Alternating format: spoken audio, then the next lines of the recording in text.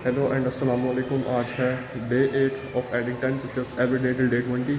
आज का गोल है हमारा 80 रैप्स का और पहले सेट के अंदर हम लगाएंगे 30 रैप्स और जो बाकी के दो सेट्स होंगे उनमें हम लगाएंगे 25 सेट्स और जो बाकी के दो सेट्स होंगे उसमें हम लगाएंगे 25 रैप्स ईच। उससे हमारा आज का जो 80 पुशअप का गोल है वो आराम से अचीव हो जाएगा। तो स्टार्ट करते हैं। So this is going to be first set of 30 reps and then followed by थोड़ी सी डिस्कशन करेंगे अबाउट टाइप्स ऑफ पुशअप्स इस वीडियो के अंदर।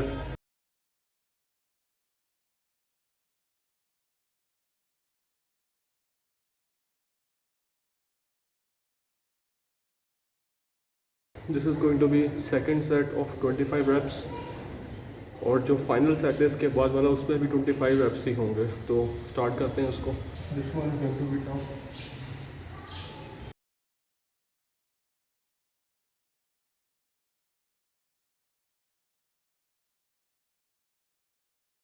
This is going to be last set 25 reps once again. उसके बाद जो हमारा डे 8 है वो हो जाएगा कंप्लीट।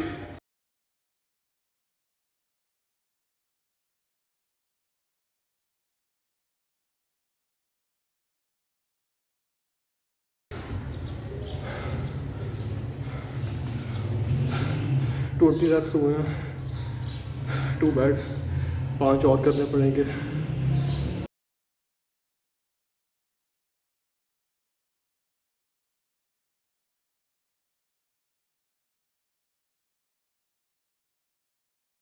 इसी के साथ आज का डे 8 कंप्लीट होता है चैलेंज। अब अगले दफ़ा हमने करने होंगे 90 रेपिटेशंस ऑन डे 90, डे 90 कह रहा हूँ, ऑन डे 9। एंड अब थोड़ी सी डिस्कशन करते हैं on types of pushups. Okay, so let's talk about some types of pushups. पहली टाइप है डायमंड पुशअप्स। डायमंड पुशअप्स में होता ही है कि आपने अपने हाथ को जॉइन कर डायमंड शेप बनानी होती है। उससे होता ही है कि जब आप सबसे डाउन पोर्शन पे होते हैं एक्सरसाइज के, तो जो आपकी एल्बो फ्लेक्शन मैक्सिमम होती है, उससे होता ही है कि जो आपका ज़्यादा लोड है वो आपके ट्राइसेप्स पे शिफ्ट हो जाता है compare to your chest. And keep in mind के डायमंड पुशअप्स के अंदर आप इसको अपने तरीके से मॉडिफाई भी कर सकते हैं with the goal of targeting chest more. वो किस तरह के अपने हाथों को इस तरह प्लेस करें कि जब आप सबसे डाउन पोर्शन पे होते हैं, अगर आपके हाथ आपके फेस के सामने आते हैं तो आपके ट्राइसेप्स ज़्यादा इन्वॉल्व हैं, और अगर आपके जो हाथ हैं वो आपके चेस्ट के करीब आते हैं तो आपकी चेस्ट भी समवॉट इन्वॉल्व होगी। Coming up to second type of pushup, वो है नकल पुशअप्स या कमांडो पुशअप्स, दोनों नाम इसको जाना जाता है। तो इसमें होता ही है कि आपने पुशअप्स को अपने नकल्स के ऊपर परफॉर्म करना होता है। इसमें दो चीज़ें हैं, एक तो नकल में परफॉर्म करने की वजह से थोड़ा सा जो रेंज ऑफ मोशन है इस एक्सरसाइज का वो इंक्रीज कर रहा था, क्योंकि आप जब डाउनवर्ड पोर्शन पर जाते हैं तो जो आपको डेप्थ मिलती है इस एक्सरसाइज में या इस वेरिएशन में वो ज़्यादा होती है compare to a normal pushup. लेकिन इट्स अनकंफर्टेबल टू परफॉर्म, आप ज़्यादा देर नहीं चला सकते without feeling pain in your knuckles.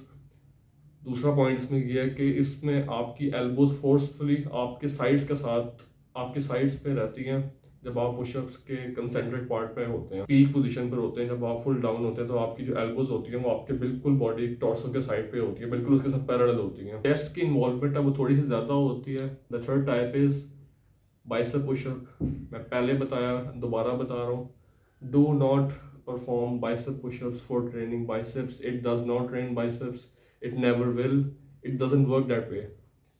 पता नहीं है किसने नाम ओरिजिनेट किया था बाइसेप पुशअप का लगा के।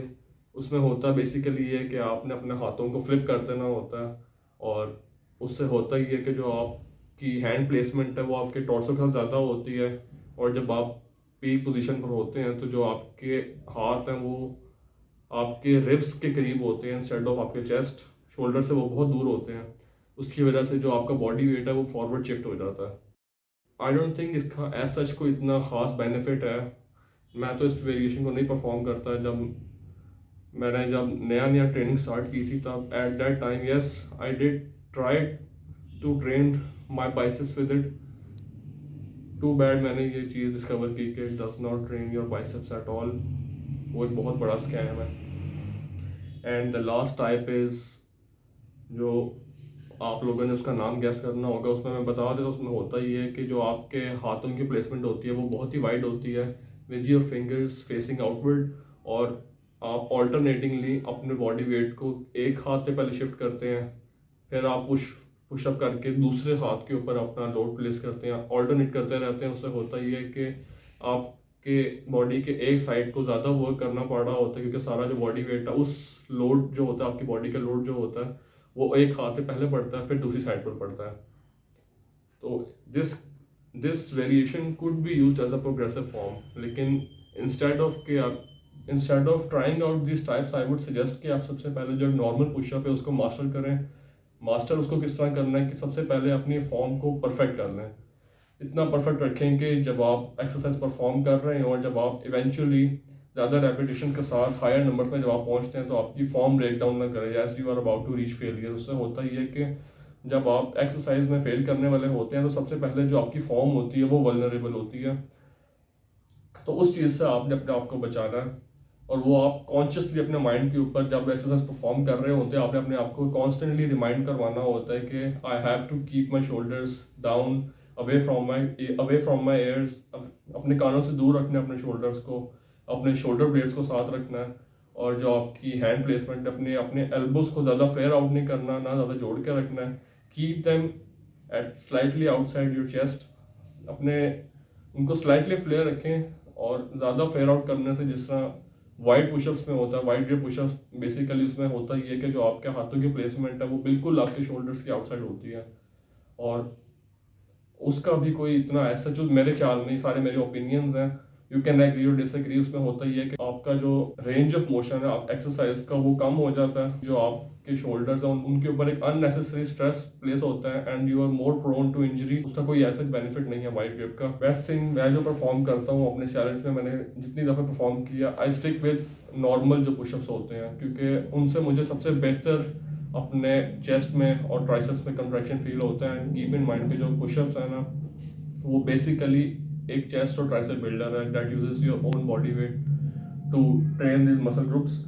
एंड आपका जो प्राइमरी फोकस है ना इस एक्सरसाइज को लेके, वो चेस्ट और ट्राइसेप्स के साथ ही होना चाहिए। यस, इसके अंदर आपका जो शोल्डर का फ्रंट हेड है उसकी भी इन्वॉल्वमेंट होती है, लेकिन that's not the goal of this exercise.